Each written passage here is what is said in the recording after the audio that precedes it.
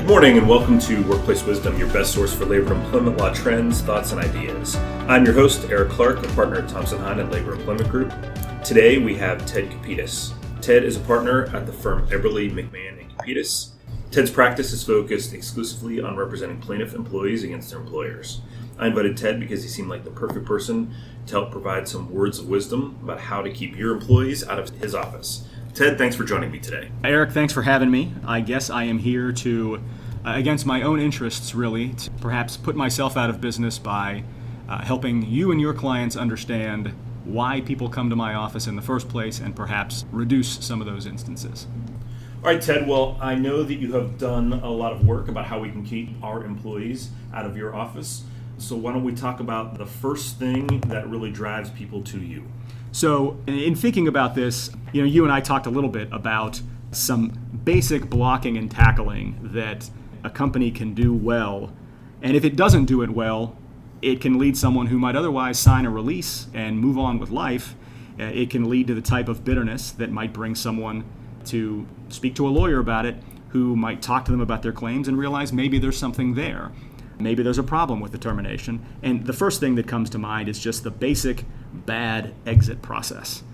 This ought to be something that an employer never gets wrong, but it's shocking how many times they do. And that is really treating someone who gets terminated without the dignity they deserve. And even if they're a bad performer, even if they have screwed up project after project, or even if they exhibit some behavior issues, when you finally terminate someone, you are handing them one of the worst days that they're going to experience in their lives. And it's important to do that, I think, in a way that makes sure that their dignity is preserved. And so, to me, what amazes me is that I see in office settings where there is no reason that the employer might otherwise have to suspect something like workplace violence, where you have people escorted out of a building in front of their coworkers. I think, to me, that is one of the cardinal sins of terminating an employee. So, Ted, just to be clear, we're not talking about somebody, there's no direct evidence of discrimination or harassment or any of those things that we normally have. You're talking about someone who, for whatever reason, the company thinks they're not getting the job done in some way, and they decide to part ways with that person, regardless of whatever the buildup has been to that, whether it's a performance improvement plan or whatever. These are people, we're giving them the notice on the day of termination. Hey, look, it's not working out. And then at the end of that conversation, you sort of immediately ask them to leave and walk them out? Or how do you think, if we're notifying somebody of their termination and we're in their office when we're giving them that notice, what should they be doing for that person? Well, obviously, there are things that a company is going to want to do to safeguard itself. They're going to want to cut off access to their computer system. They're going to want to disable email. But at the termination meeting itself, I think it makes sense to do it in a way that doesn't let everybody around the employee know that he is being terminated and escorted out of the building. Terminations can take place at the end of the day, or even if it's going to take place at the beginning of the day. Make sure that you are doing this in a way that doesn't create an embarrassing situation for the employee. Have a little trust that the employee who, if you got somebody who has no history of acting out or violence or no reason to think an employee might do something rash, give him or her some credit that you can tell that person if it's at the beginning of the day, we had to make this decision. This is the decision we made. This is the reason we made it. We'll give you to the end of the day to collect your things. We'll leave it entirely up to you if you want to say goodbye to anybody in particular. And then at the end of the day, this will be your last day. Of course, if you would like to leave earlier, that is fine too. And we can make sure we pack up your things. But do it in a way that gives some choices to the employee and gives him a chance to preserve some measure of his dignity as he walks out the door. So this is interesting because I personally have definitely given advice and was really coached very early in my career to give advice that you don't let the person stay around that day. And one of the problems with that person staying around, anyone who's getting let go, they're going to be upset. At a minimum, they're going to be upset, right? As you said, it's one of the worst days of their life. But from a defense standpoint, from a litigation mitigation standpoint, what I don't want that person doing is trying to gather additional evidence, gather witnesses as they're sitting there right then. That's number one. Number two, I don't want them going around it and rallying other people to their cause or causing a workplace scene, which could be worse. And three, I mean, I think you said you can shut off their email access, and while that's true, there's still plenty of other things in the office that could be damaged. I mean, just the laptop itself could be damaged or all these other things, even if they're not engaging in workplace violence per se, there's still plenty of other damage they can do. And I think all in all, don't you have to consider not just the employee's dignity, but the rest of the office's dignity? For sure. But again, I think you got to give the terminated employee a little bit of credit. If you don't have a reason to think that they're going to be a behavior problem or do some kind of damage walking out the door, to me, I rarely hear of things like that happening in most professional settings. So to me, it makes sense. I mean, we were talking offline a little bit about a case I had recently where I had an employee who had worked for a company for about 12 years, was completely non-litigious. During the termination meeting, and he was offered a pretty substantial severance. During the termination meeting, he was given a reason for his termination that didn't ring true, and he was then escorted out of the building, and in a way that people he had worked with for years knew he had just been fired. And that is what led him, he was upset about that, and that led him to seek guidance and finally get to me. And that case resolved for more than 4 times what his initial severance was. I really believe if that termination had been done better, he never would have come to my office in the first place. So Ted, you mentioned what I think is point 2, and we can jump to that, which I think is being honest about the reason for termination. This is one of the things you've mentioned, and you mentioned it sort of in passing to this person, and I realize these things can kind of work in tandem, right? I mean, so first is sort of your exit process concern, but let's talk a little about the termination reasoning, what you mean there. Sure, and to me, this is probably the biggest pitfall, and one of the most fruitful avenues that I have to make a case, and that is where, for whatever reason, the employer gives a reason for the termination to the employee that is just not quite true, or they don't give a reason at all. When you say it's not true, do you mean it's not true in the employee's perception, or not true and the employer knows it's not true?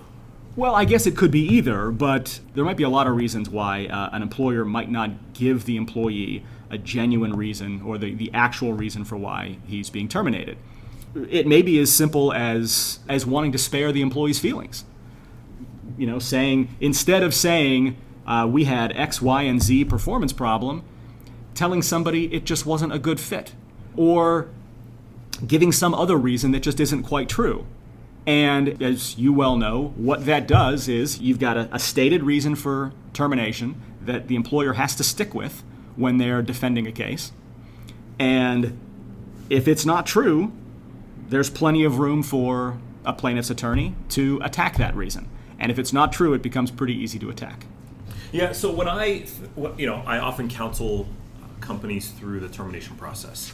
And I would say with a pretty high degree of certainty, after spending about 25 minutes with the client, I can tell you who is likely to go to an attorney before we even give them the exit process or before we give them the reason for termination, just by having that process, that back and forth. And so, there are certainly times that we craft the least offensive message we can for that person to receive that is based overall on the truth. Like, for instance, not a good fit is one of those things that I feel like encompasses a broad range of things. And it can include, you're not a good fit because you had these 3 performance deficiencies. But it's also, you're not a good fit is a better statement than, we just don't think you're smart enough or hardworking enough to do this job.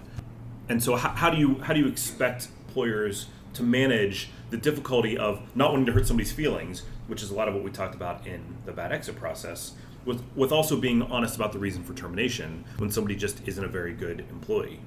Yeah, and I think maybe this comes back to, again, giving the employee a little bit of credit. If they have been underperforming or if they have been not up to certain aspects of their job, they know that. They know where their weaknesses are. Everybody's nervous about their own weaknesses, and I think it is much better to simply be frank with the employee and tell them what really is at the heart of the matter.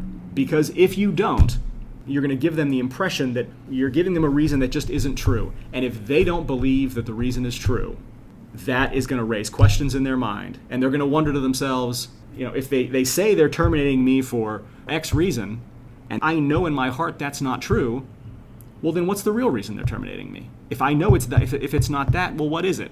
Is it because I raised complaints about something? Is it because I'm in a particular protected classification? Is it because I just recently returned from leave? Other questions will come into their mind. Whereas if I think you tell them what really is, if you explain what really is at the heart of the decision, and of course, from your perspective, you don't want to have this become a debate. You don't want to act like there's a room to negotiate or dispute the reason for termination. You want to make sure that it's communicated as a final decision. But if the truth is explained to them, I think they are much more likely to understand it, and they're much more likely to sign that release that you want them to sign and move on with life. As usual, Ted, I think we agree on the core issue here, which is definitely tell the truth. From my perspective, and really it's about summary judgment, which you mentioned. I do not want the employer to give a false reason. A false reason is much worse than no reason at all, as far as I'm concerned. But I do think, I see too many employees that are too upset if the employer gives sort of too harsh of an explanation on the way out the door. From my perspective, that seems as likely to drive them to you than anything else. And so but it is this balancing line. I mean, we're balancing between, the saving their dignity with the avoiding the bad exit process, but on the other hand, being truthful to them on the way out the door. But why don't we talk about some of these other things that you have sort of specific experiences of people coming to your office and why they showed up there? Yeah, and so just I looked through a recent list of matters that I had and thought to myself, why did this particular employee come to see me in the first place? And some of them are going to be a little bit unavoidable. A lot of my clients are high enough up on the food chain that they have a level of sophistication that they're just going to go to a lawyer to review any kind of release agreement that they're presented. Now, the flip side of that is sometimes they're presented with a release that is so lengthy and perhaps overly lawyered. You get a single-spaced 13-page release, and someone's going to immediately react, wow, I really need a lawyer to take a look at this because even though I'm sophisticated, I don't understand it. I do believe a fully effective release can be done in less than 4 pages and 12-point font. But that aside, I mean, I think that, I have seen, over the years, there's been a lot of litigation over the effectiveness of releases. In fact, I have litigated cases where releases drafted by other firms or in-house counsel later been litigated as ineffective. And so I think there's a lot of, especially for higher level executives, where you're talking about equity issues and sort of various stock option issues that are all baked in there. A lot of times those necessarily are more complex. And I think I agree that people who are in the C-suite or somebody like that, they are much more likely to go to a lawyer, in part because their agreements are going to be more complex, and in part because they usually can afford it more, and they're more willing to spend the money to have you review an agreement, even if they have no intention of entering into litigation. For sure. Another one, it seems self-explanatory, but it's amazing how many times I see it. Someone who has just returned from or is about to go on medical leave.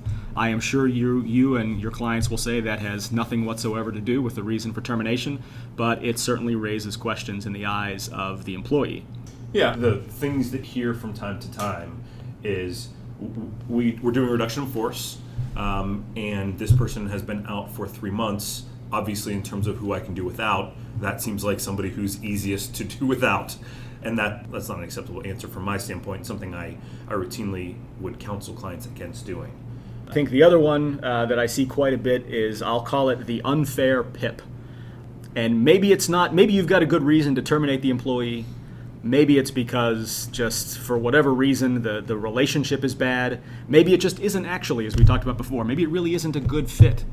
But the employer, in an overzealous effort to document a reason for termination, creates a PIP. And the PIP might contain something like subjective goals or unachievable goals.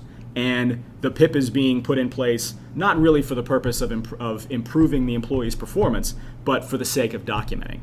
And I would say that if you're doing a PIP for the sake of documenting as opposed to actually improving performance, don't do it.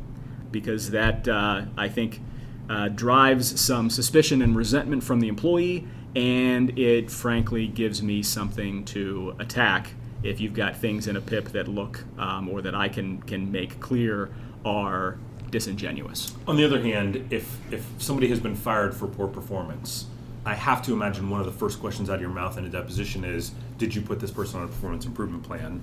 And if you haven't you done that for other employees before? If you're suggesting that why is my client different? If you're suggesting that I'm trying to have it both ways here, Eric, Right. You're probably right about that. Yeah, I will say from a performance improvement plan standpoint, I often help with performance improvement plans. I mean, it's one of the things we do because I think it's a critical piece. And it's funny, you sort of mentioned two things there: subjective goals as well as unachievable goals. On the unachievable piece, what I think is funny about that is the unachievable ones maybe are unachievable sometimes to the employee, and maybe that's part of the problem. That employee can't achieve those goals, and that's really the expectation for the position. But subjective goals are allowed. I mean, they can be subjective because, especially somebody who's in a leadership position, that person is not necessarily going to be. The jobs aren't always objective. The results aren't always objective results. They can be very subjective, especially over a 90-day period or 120-day period, which a PIP might be. And for sure, yes, subjective goals are permitted, but to me, and I think to a lot of employees who end up being terminated, they feel like they are ripe for scrutiny. They feel squishy to the employee.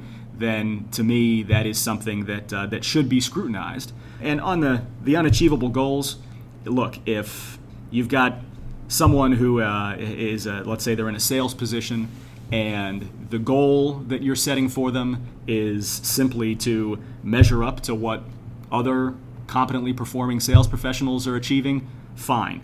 But if you have a situation where you're looking to terminate someone and you set a sales goal that exceeds what other employees, other sales professionals you have in your organization are doing, that is going to be a problem. That's going to drive somebody to my door. I imagine we could spend all day talking about PIP. Let's move on to the next one.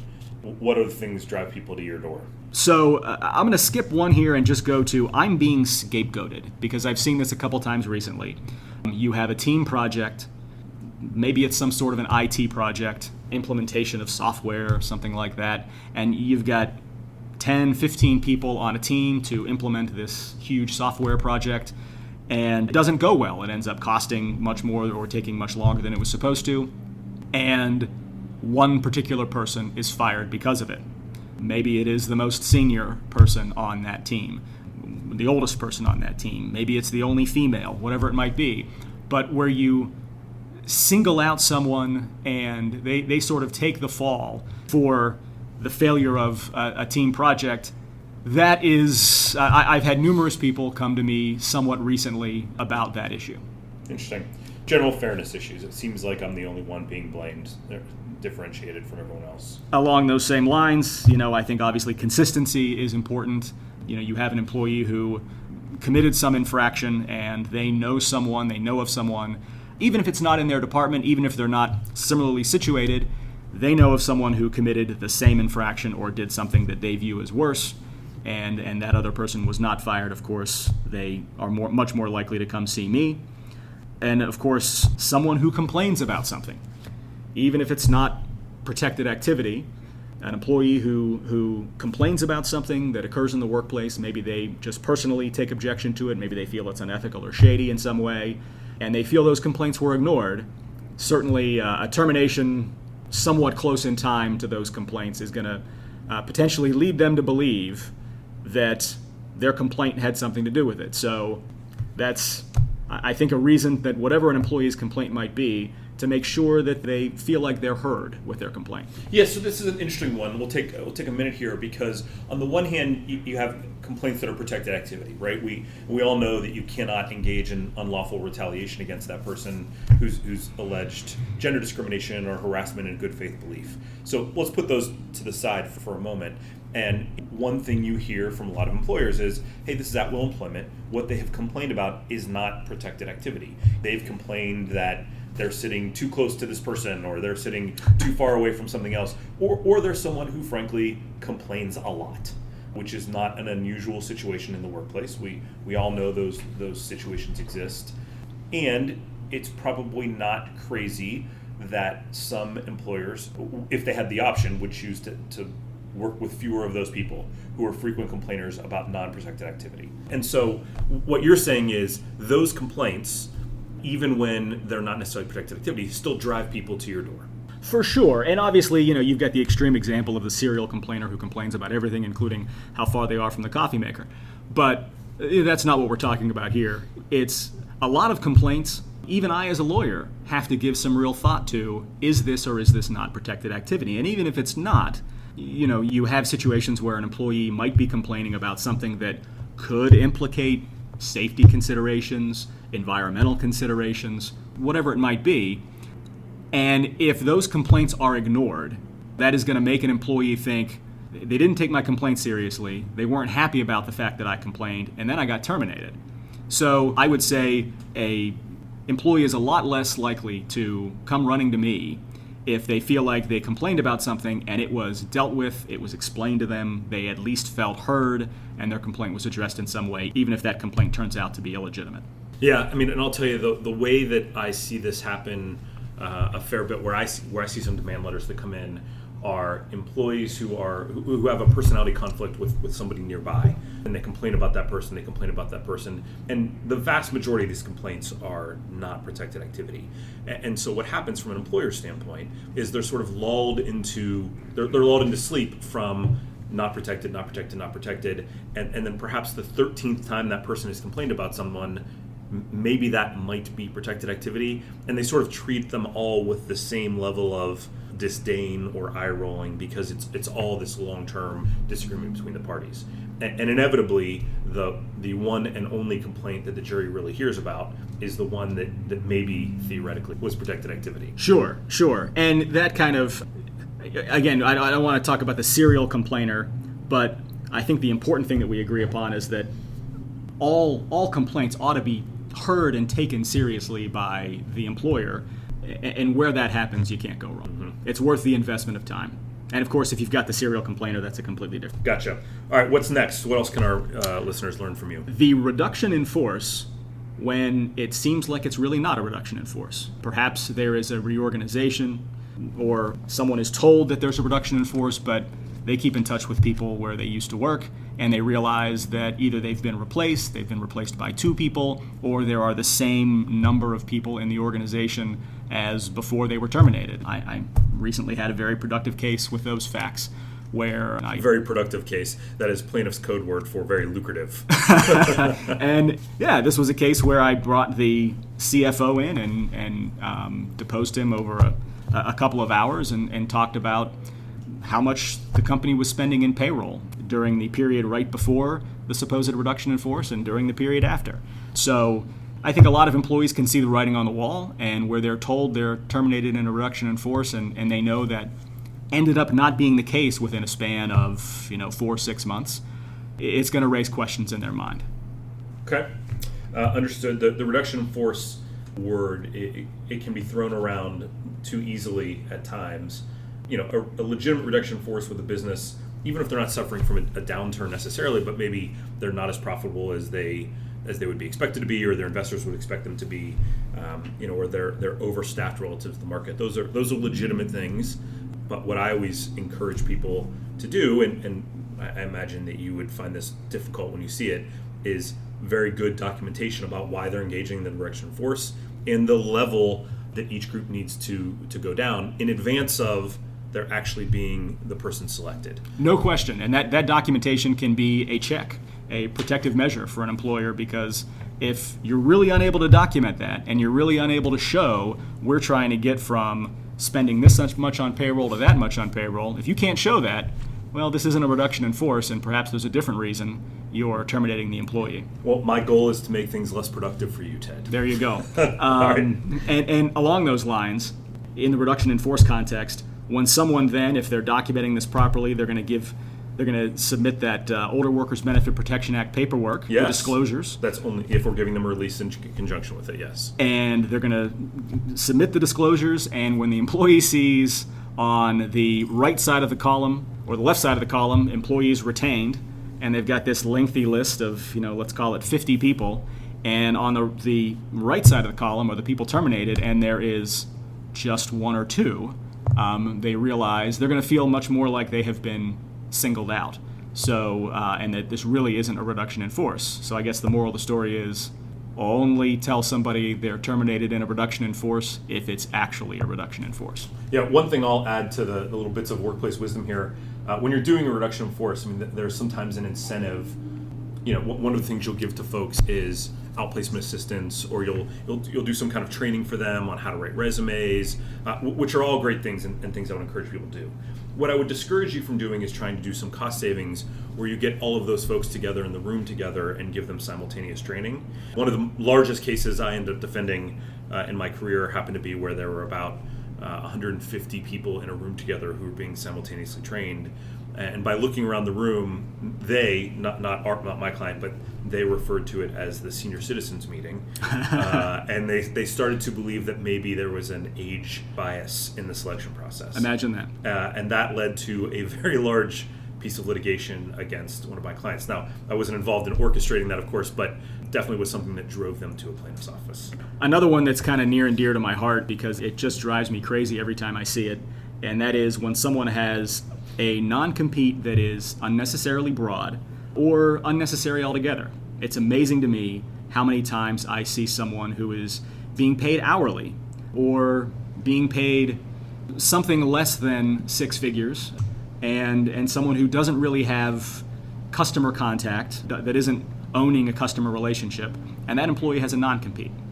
And that person, if they come to me with a non-compete, because they're looking for their next job and they're worried about complying with the non-compete, that is going to lead to other conversations about their termination. So I think it's really important for employers to take a long, hard look at when they want to sign somebody up to a non-compete if it's really, truly necessary. Because if it's not, it's one more reason for someone to go see a lawyer. Ted, it's a good point. I mean, we've been talking a lot about, sort of what happens when people go see a lawyer. And again, the situation we're talking about here isn't someone who has direct evidence of discrimination or harassment or any of those things. Right. And so the listeners may be asking, well, look, what's the downside? And in fact, the law for a severance agreement actually instructs us to make people go see a lawyer, or to encourage them to go see a lawyer, to tell them they have the right to see a lawyer.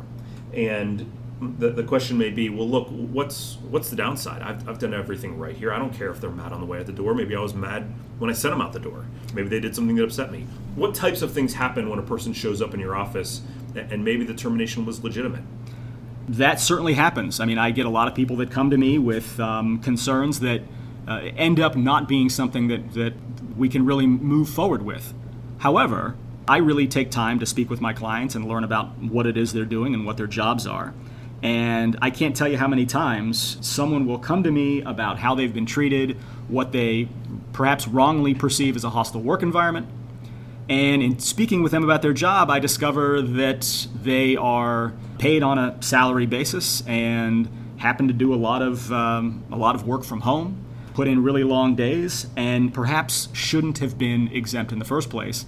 I've brought a lot of Fair Labor Standards Act claims, and I would say something north of 90% of them did not come to me as Fair Labor Standards Act claims. They were complaining about something else, but spending time with them in my office, I realized, hey, this person has been misclassified, and there's a lot of hours that they put in that they haven't been paid for.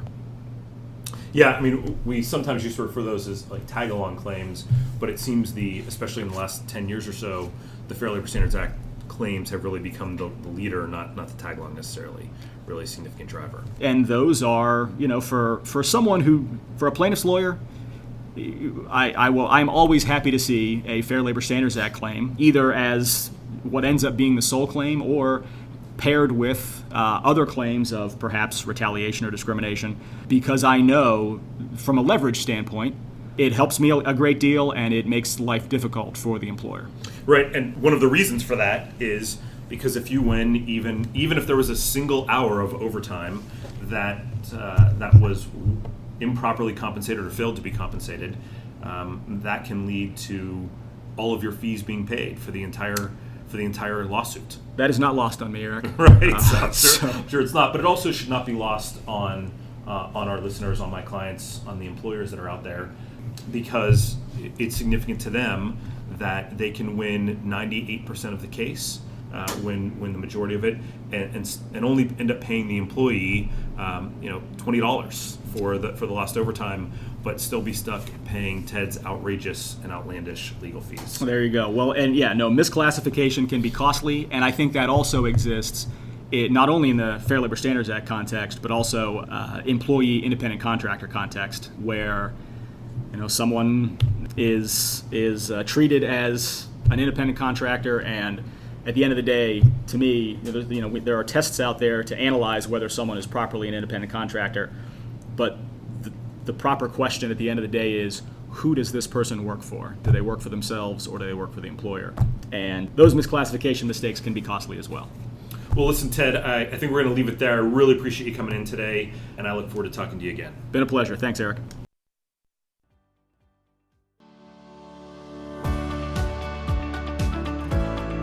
Thank you for listening to Workplace Wisdom. This is your host, Eric Clark. If you have any questions, please do not hesitate to reach out at eric.clark@thompsonhine.com. Thank you.